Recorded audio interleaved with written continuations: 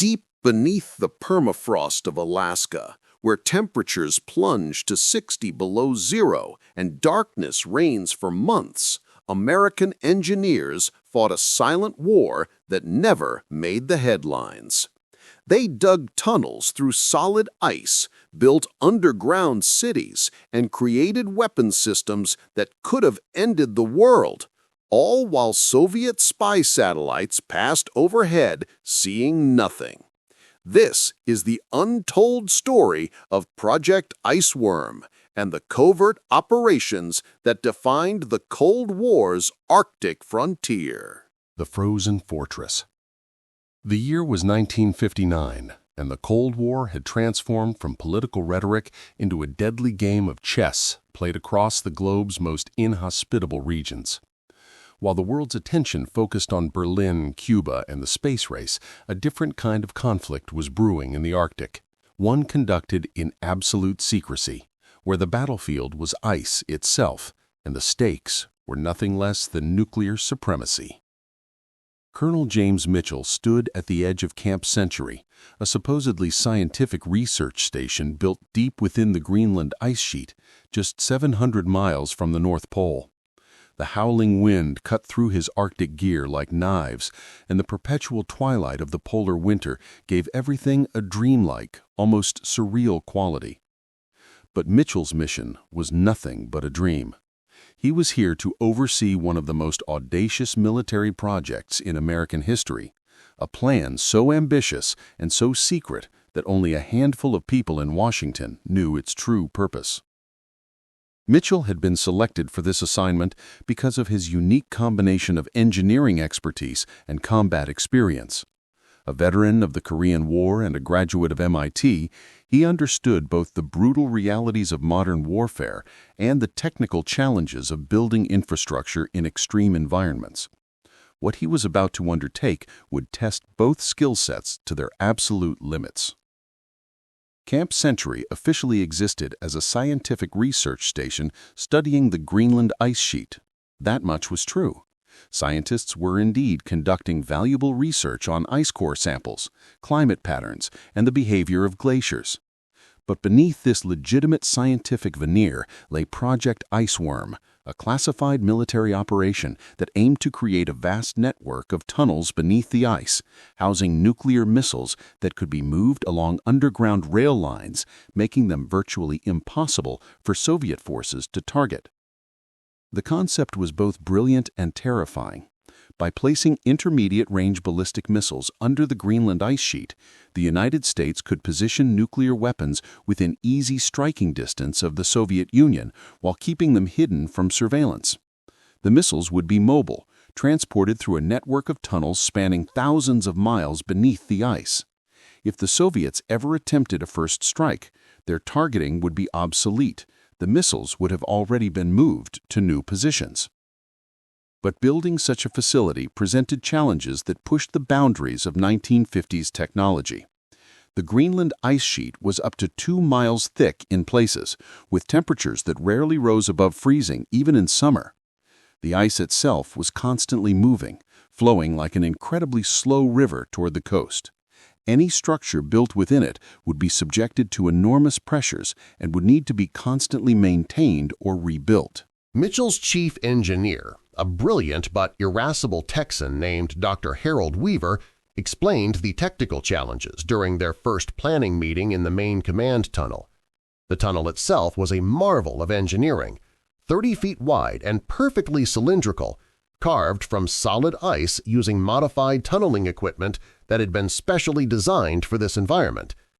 "The ice flows at about 3 feet per year," Weaver explained, gesturing at diagrams spread across a makeshift table constructed from packing crates. "That might not sound like much, but it creates enormous pressure on any structure we build. We're essentially trying to build a permanent installation inside something that's constantly moving and reshaping itself." "Can it be done?" Mitchell asked, though he already knew the answer. They wouldn't be here if it was impossible. "It can be done," Weaver confirmed, "but it's going to require constant maintenance, innovative solutions to problems we've never encountered before, and more than a little bit of luck. were essentially creating a city beneath the ice, power generation, living quarters, storage facilities, and transportation infrastructure, all in an environment where the ambient temperature is 40 below zero and getting colder the deeper we go. The construction of Camp Century and the initial tunnels for Project Iceworm took 2 years of intensive effort. Engineers and construction workers operated in rotating shifts, battling frostbite, isolation, and the psychological toll of working in perpetual darkness during the Arctic winter. Everything had to be brought in by air or by tractor trains crossing the ice sheet. Fuel for the portable nuclear reactor that powered the facility, food, building materials, specialized equipment, and thousands of other items necessary to support a population that sometimes reached 200 people. The work was dangerous in ways that weren't immediately obvious. The intense cold made metal brittle, causing tools and equipment to fail unexpectedly. Workers who removed their gloves for even a few seconds to perform delicate tasks risked severe frostbite. The darkness and isolation led to psychological problems, depression, anxiety, and occasionally more severe breaks from reality. And there was always the risk of the ice itself. Tunnels could collapse without warning, crevices could open beneath equipment, and storms could strand surface parties with lethal consequences. Despite these challenges, the project moved forward. By 1961, Camp Century had grown into an underground city with its own power plant, recreation facilities, living quarters, research laboratories, and workshops. The main street, dubbed Main Street in a touch of ironic Americana, stretched for over 1,000 feet and was wide enough to drive vehicles through. Chapel, library, barbershop, and even a small theater provided amenities that helped maintain morale in this frozen outpost. But the real work was happening in the classified sections of the facility, where tunnels were being extended in multiple directions, creating the skeleton of what would eventually become a vast underground network.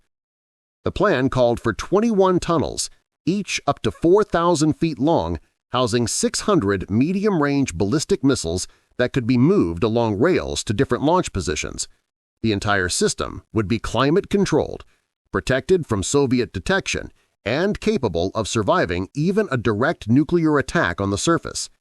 It was during this phase of construction that Mitchell first became aware they were not alone in the Arctic. The incident occurred on a routine survey mission in March 1962. A small team had been sent out to drill test cores in an area being considered for tunnel expansion.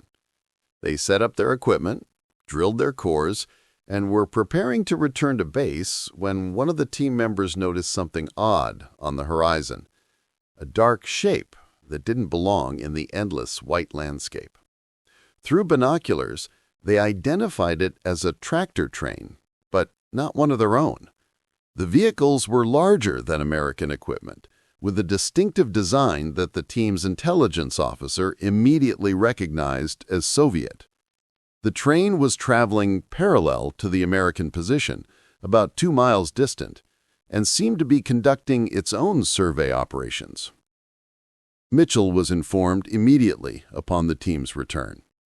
He studied the photographs they'd taken and reviewed their reports with growing concern.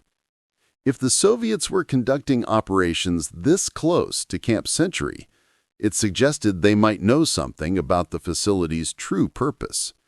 Or, and this was perhaps more worrying, they might be building their own facility nearby. "We need to find out what they're doing," Mitchell told his intelligence officer, Captain Robert Chen, a Chinese-American officer who specialized in Soviet operations. "But quietly. The last thing we need is an international incident that draws attention to what we're doing here." Chen nodded thoughtfully. "I can organize a long-range reconnaissance patrol.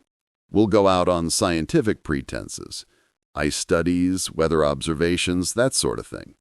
If we encounter the Soviets, we're just scientists being curious. But we'll have cameras, listening equipment, and anything else we need to figure out what they're up to." The reconnaissance mission launched 3 days later, Chen led a team of 6 men, all carefully selected for their technical skills, Arctic survival expertise, and ability to maintain cover stories under pressure. They traveled light, using snow machines and sleds, and maintained radio silence except for brief, coded situation reports. What they discovered was both fascinating and troubling. The Soviet operation was indeed substantial, a base camp comparable in size to Camp Century, with evidence of extensive underground construction. Through careful observation from concealed positions, Chen's team documented Soviet workers entering and exiting tunnel entrances, heavy equipment being moved into position, and security patrols that suggested the facility was highly classified. But the most significant discovery came almost by accident. One of Chen's team members, a signals intelligence specialist named Sergeant Dave Thompson, had set up listening equipment to monitor Soviet radio communications. He wasn't expecting to pick up much. The Soviets would certainly be using encrypted channels for anything important. But he did detect something unusual: periodic bursts of what sounded like sonar pings, similar to what submarines used, but at a frequency and pattern he'd never encountered before. "Sir, I think they're mapping the ice sheet," Thompson reported to Chen. "These sonar pulses are designed to penetrate deep into the ice and map its structure. It's sophisticated stuff, more advanced than anything I've seen our guys use." Chen understood the implications immediately. If the Soviets were mapping the ice sheet in this much detail, they were either planning their own extensive underground construction, or more worrying, they were trying to locate American facilities. Either way, it meant the Arctic had become a genuine battleground in the Cold War, with both sides racing to establish supremacy in this frozen wilderness. The reconnaissance team returned to Camp Century after 10 days in the field, half frozen and exhausted, but with invaluable intelligence. Mitchell immediately transmitted a coded report to his superiors in Washington, outlining what they discovered and requesting guidance on how to proceed. The response came back 48 hours later. Continue construction of Project Iceworm, but accelerate the timeline. Implement enhanced security measures to prevent Soviet detection.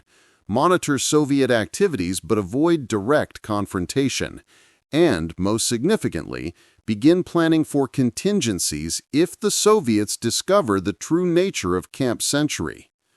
What followed was a period of intensified activity and growing tension. Construction crews worked around the clock, pushing to complete tunnel sections before the ice movement made them unusable. Security was enhanced with regular patrols on the surface and sophisticated listening equipment installed to detect any Soviet approach. And contingency plans were developed for everything from Soviet discovery to actual combat operations in the Arctic environment. Mitchell found himself walking a tightrope between competing priorities. He needed to push the construction forward as quickly as possible, but not so aggressively that it compromised safety or drew unwanted attention. He needed to maintain security while also allowing the legitimate scientific work to continue. The research teams at Camp Century were producing valuable data that helped justify the facility's existence.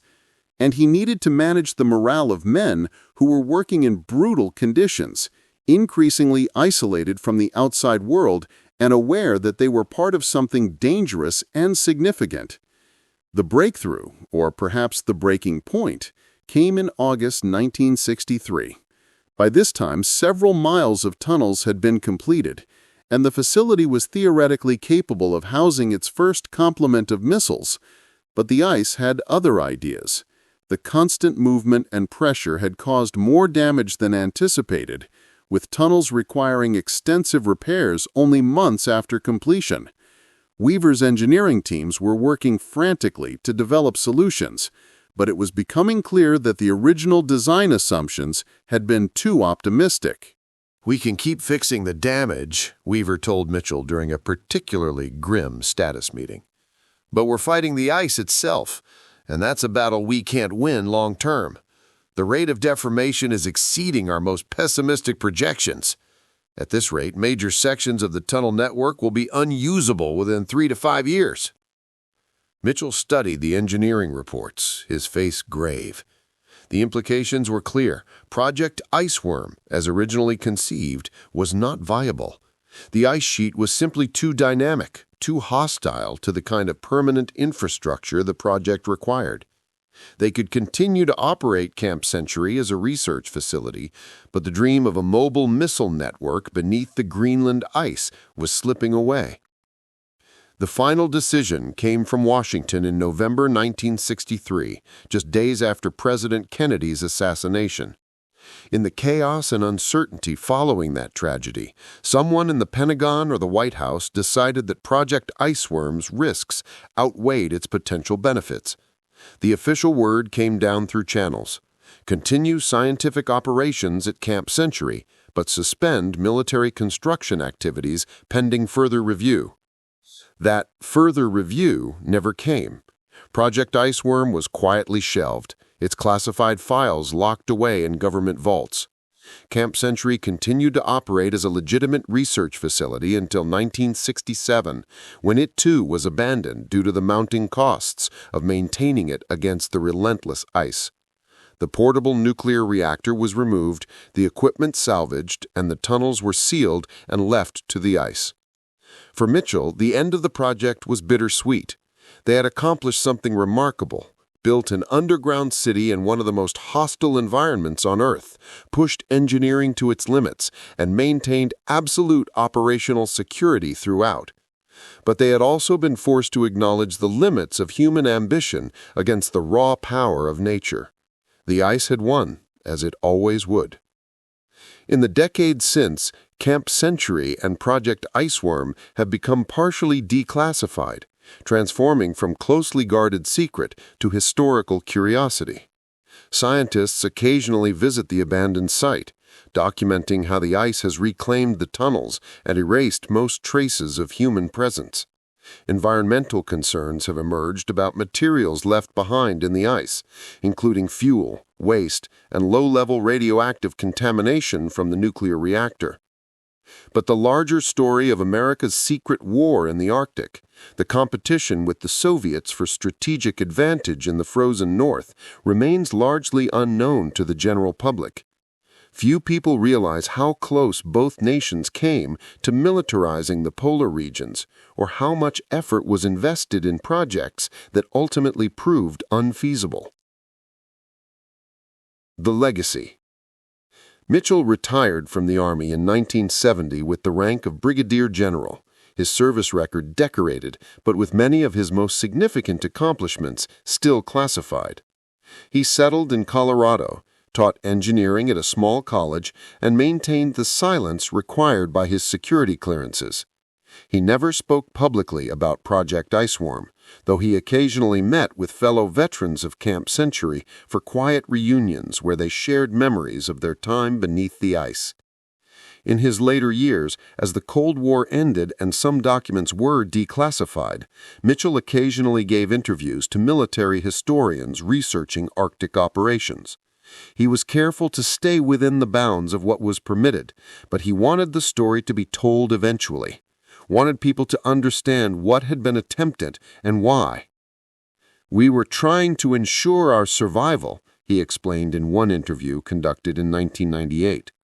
"The Soviet Union had thousands of nuclear weapons pointed at us, and we needed every advantage we could get.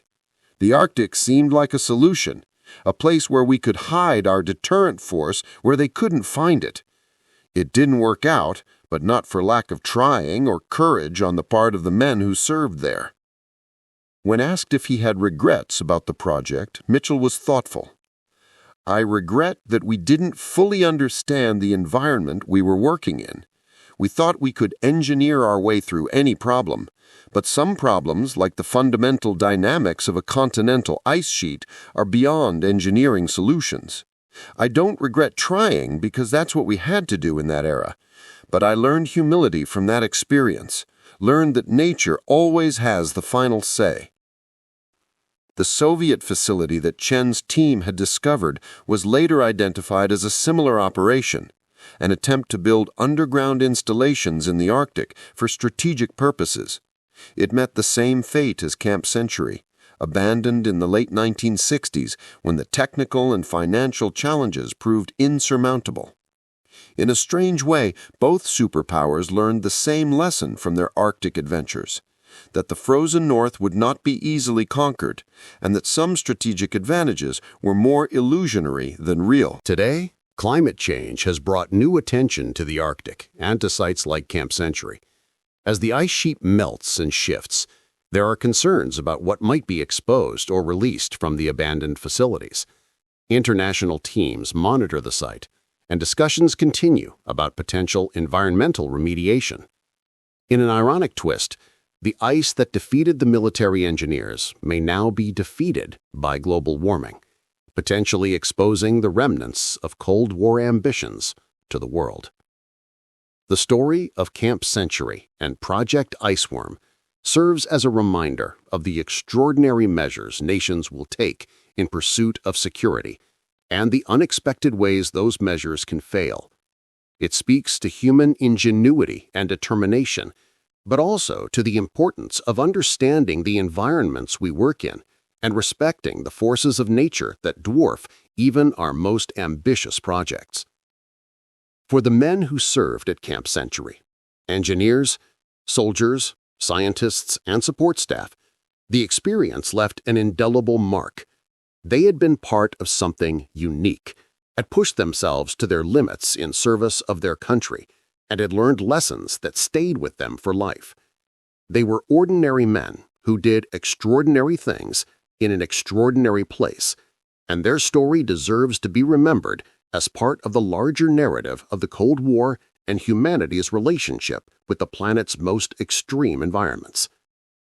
Colonel James Mitchell passed away in 2004, taking with him memories of tunnels carved from ice, of the howling Arctic wind, and of the brief moment when America thought it could build a fortress beneath the frozen North. His obituary made no mention of Project Iceworm. It remained classified even then, but those who knew what he had accomplished understood that he had been part of history, even if it was history conducted in shadows and secrecy. The ice endures, as it always has, slowly erasing the evidence of human ambition while preserving within its depths the artifacts and memories of a secret war that few knew about and fewer still understood. And somewhere beneath the Greenland ice sheet, the remnants of Camp Century remain, a frozen monument to Cold War ingenuity, hubris, and the ultimate supremacy of nature over human designs.